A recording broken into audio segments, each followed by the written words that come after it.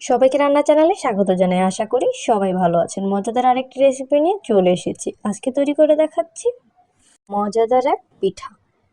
প্রথমে এখানে নিয়ে নিয়েছি আমি চালের গুঁড়া। আপনারা যারা চালটাকে ভিজিয়ে বেটে নেবেন তারা এই চাল বাটাটা দিয়ে কিন্তু করতে পারবেন, আর যারা চাল গুঁড়াটা দিয়ে করবেন তারা এর সাথে কিছুটা ময়দা অ্যাড করে নেবেন। প্রথমে আমি চালের গুঁড়ো নিয়েছি, এতে সামান্য লবণ দিয়েছি এবং এরপর যে আমি এখানে দিয়ে দিচ্ছি কিছু ময়দা। এতে করে পিঠাটা খুব মজাদার হবে আর কি।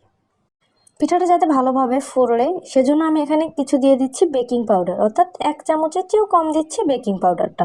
অল্প অল্প করে আমি এখানে পানিটা মিক্সড করছি, একবারে বেশি পানি আমি ঢেলে দিব না, সেক্ষেত্রে গোলাটা বেশি হয়ে যেতে পারে পানির পরিমাণটা। তাই একবারে পানিটা না দিয়ে বারে বারে পানিটা দিয়ে চামচ দিয়ে বারবার নাড়াচাড়া করে ব্যাটারটা পারফেক্টভাবে করার চেষ্টা করছি। আপনারা যেমন মিষ্টি খাবেন সেই অনুযায়ী চিনিটা দিবেন। আমি এখানে দিয়ে দিচ্ছি কিছু চিনি। চিনির পরিমাণটা আমি একটু কমিয়ে দিচ্ছি, কারণ আমি এখানে গুড়টা ব্যবহার করব এই জন্য। এরপর যে আমি আরেকটু পানি দিয়ে নাড়াচাড়া করে নিচ্ছি, দেখি বুঝতে পারছেন। এখন আমি এখানে একটি ডিম ব্যবহার করব, একটি ডিম দিয়ে দিচ্ছি। ডিমটাকে ভালোভাবে ফেটে নিব। পিঠার কালারটা যেন সুন্দর হয় এবং পিঠাতে গুড়টা দিলে একটু ভালো সুন্দর একটা স্মেল আসে, এই জন্য আমি এখানে কিছু লিকুইড গুড় ব্যবহার করছি। আপনাদের ঘরে লিকুইড গুড়টা না থাকলে আপনারা এটা স্কিপও করতে পারেন, তবে থাকলে দেওয়ার চেষ্টা করবেন।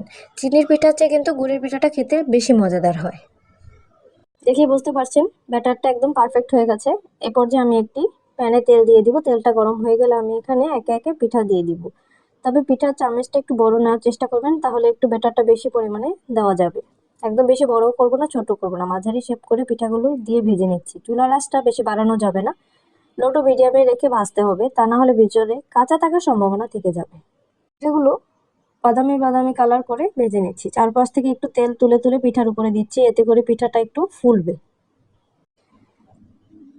প্যানের সাইজটা যদি একটু বড় হয় সেক্ষেত্রে আপনারা 2-3টা পিঠাও একসাথে দিয়ে নিতে পারবেন। আশা করি দেখেই বুঝতে পারছেন কতটা মজাদার একটি পিঠা। থ্যাংক ইউ সবাইকে। ভিডিওটি ভালো লাগলে অবশ্যই লাইক করবেন।